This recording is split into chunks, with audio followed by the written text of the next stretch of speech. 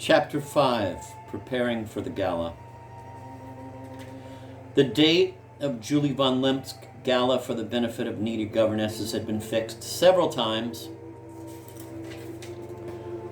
only to be repeatedly postponed. Meanwhile, Peter Verkovensky bustled around her.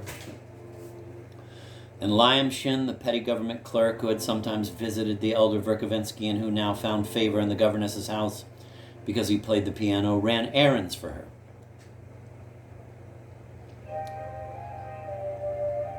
Also helping Mrs. von Lemk in her preparations was Laputin, whom she was grooming as chief editor of a future independent local newspaper. A few ladies, married and unmarried, also buzzed around her in their eagerness to help. And even Karmazinov himself, although he did not actually buzz around her, often repeated aloud that he had a pleasant surprise for everyone when the literary quadrille began. There were plenty of subscribers and donors, including all select society. Even the non-select were welcomed as long as they brought cash. Mrs. von Lemk explained this position by declaring that mixing of the classes had to be tolerated now and then for, quote, otherwise how could they be enlightened, end of quote.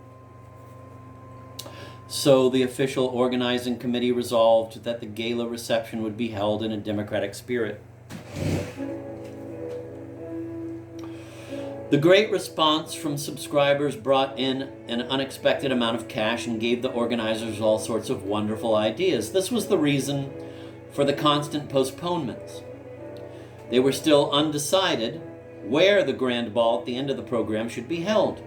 In the huge mansion of the head landowner, placed at the First Lady's disposal by his wife, or at Mrs. Stavrogin's Skvoreshniki estate. Skvoreshniki was, of course, rather far from town, but many members of the committee felt that for some reason people would feel more at ease there. Mrs. Stavrogin was anxious for them to decide on her place, and it was strange to see this proud lady now almost cringing before the governor's wife. She was probably very pleased that for her part Julie von Lemk almost humbled herself before Nikolai Stavrogin, lavishing more attention on him than on anyone else. I must repeat here that Peter had been going around trying to impress on everyone in the governor's mansion that Stavrogin was a man with the most mysterious connections in a most mysterious world, and that he was certainly in town on some mysterious mission.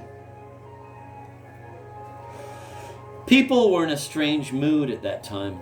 Especially among the ladies, there was a trend towards frivolity, and it was by no means gradual. It was as though a few extremely unconventional notions had been set floating in the air. There was a kind of exaggerated gaiety, something loose, something that left a rather unpleasant impression upon me.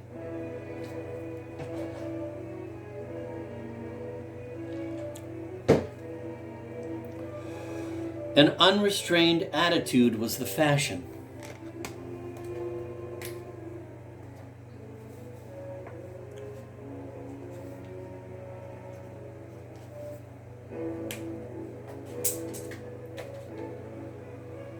Later, when it was all over, this was attributed to Julie von Lemk, but I doubt that the blame was all hers. In fact, at first, most people praised the new First Lady for bringing local society together and making life much more exciting. There were a few scandalous incidents, but Mrs. von Lemk cannot be held responsible for them. Indeed, at the time, people were simply amused and laughed over them. No one protested. A considerable faction, it is true, with their own views about what was happening, held aloof from it all. But even they didn't grumble. In fact, they smiled. I remember that at that time a fairly large circle centered around Julie von Lemp's drawing room came into existence spontaneously. This circle included several very attractive ladies, and the young people of the group organized picnics and dances and sometimes paraded through the town in real cavalcades, carriages, riders, and all. They were always looking for some shocking adventure, and often they contrived incidents just to have something amusing to tell later. Pranks and practical jokes became fashionable, though some of these tricks were really in questionable taste. They treated our town as if it were a city of imbeciles. The people called them the jeerers, or the tormentors, because they stopped at practically nothing. Once, for instance, the wife of a lieutenant from the local regiment, a brunette who was young and pretty, although a bit prematurely aged by her husband's rough treatment, thoughtlessly sat down to a whist game in which the stakes were high, hoping to win enough money for a coat. Instead, she wound up losing 15 rubles. Afraid to tell her husband and not having the money to settle her debt, she recovered some of the boldness she had had in her youth and decided to borrow the sum, then and there, from the son of the mayor, a boy who was already dissolute despite his youth and who happened to be at the party. The nasty youth refused. Furthermore, he went to the poor lady's husband and told him very loudly what had happened. The lieutenant, who it is true did have to make both ends meet on his army pay alone, took his wife home and there had the time of his life, despite her shrieks, wails, and pleas for mercy. This revolting story only gave rise to laughter all over town. And then, although the lieutenant's wife did not belong to the circle around Julie von Lemke, one of the ladies of the cavalcade, a lively and eccentric woman who happened to know her, went to call on the poor girl and then simply took her to her own house without more ado. There, the playful young people received her with open arms, loaded her with presents, and kept her prisoner for 4 days. She lived at the eccentric ladies, rode all over town with the young crowd, and attended their parties at night. They all advised her to lodge a complaint against her husband and promised her that they would be witnesses for her in court. The husband didn't dare protest.